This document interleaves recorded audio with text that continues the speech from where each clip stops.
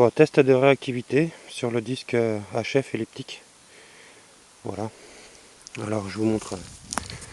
J'ai disposé deux ferreux et une bonne cible. Voilà, là il y a un premier ferreux, ici, 70 cm.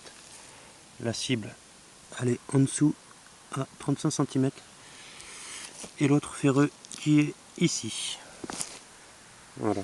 Bon, je vais enlever le mètre. On est dans un prêt. Alors, j'allume la télécommande. 4.1 bêta toujours. Voilà, alors on va passer en Goldmax Power qui a la réactivité 2. Alors comme vous voyez, on entend bien le premier ferreux, on entend bien la cible et on entend bien le deuxième ferreux qui sont disposés quand même à 35 cm. Bon, je laisse le volume faire. Voilà, on entend les ferreux, on n'entend pas la cible. Maintenant, je vais mettre le volume fer à 0. Là, on voit bien le clou. Voilà, il est masqué. La cible, on la prend. Et le deuxième clou, il est masqué. Voilà, alors on passe sur les deux clous. La cible au milieu. A quand même 70 cm les deux clous, quoi. Il n'y en a que deux. On n'est pas dans un milieu pollué. Voilà, j'ai rien. La cible, on l'entend pas. Si on passe vraiment doucement au milieu sans les clous, là on la prend, mais même en passant doucement, on a du mal à l'avoir. Maintenant, on va passer en réactivité 3 DS Fast. Voilà. Alors, on prend toujours le clou, toujours la cible, et toujours l'autre clou. Alors, je vais faire la même. Je vais mettre le volume fer à 0 pour éliminer les clous. Voilà, le clou discriminé. La cible, on la prend, le clou discriminé. Maintenant, on va passer. Voilà.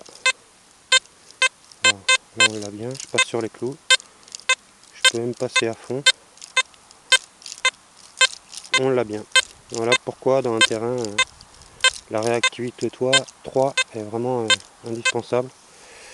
Je vais refaire le test, je vais repasser en Goldmax Power, en réactivité 2. Voilà. On n'a rien. Et pourtant la cible elle est là. Et là je passe vraiment quand même doucement. Il faudrait passer voilà, comme un lambic pour pouvoir l'avoir.